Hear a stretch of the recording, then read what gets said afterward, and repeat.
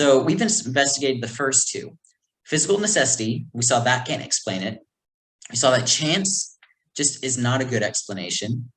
And the multiverse, as added on to give chance another chance, it just falls apart. So the multiverse really just, it's not a good piece of evidence to try to say, hey, chance could do it. We don't need design.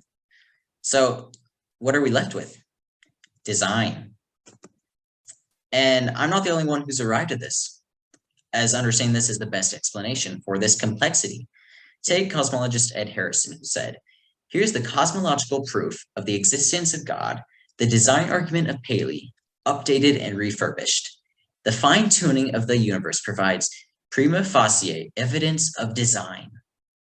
Or take physicist Sir John Houghton, who said, our current understanding is that for the universe to develop in the right way, incredibly precise fine-tuning has been required in its basic structure in the conditions at the time of the Big Bang. Or take physicist Paul Davies one more time. There is for me powerful evidence that there is something going on behind it all. It seems as though somebody has fine-tuned nature's numbers to make the universe. The impression of design is overwhelming. And that's why we feel at home here.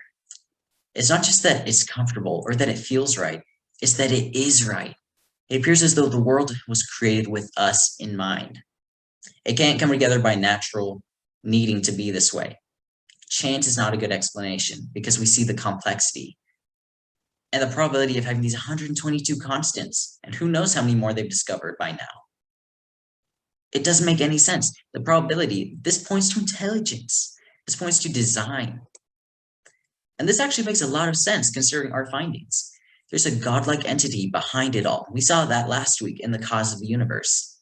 And now it appears there was intentionality in creating this world with us in mind. So last week we saw how the world began and what this cosmos must have been like. Today we saw what this world is like. It's incredibly complex and it's literally geared for life. So there is clearly, it's convincing that there's a master plan behind the cosmos. There's a master plan around there. And we are the very center of this plan, life. Now, this should either thrill us or terrify us.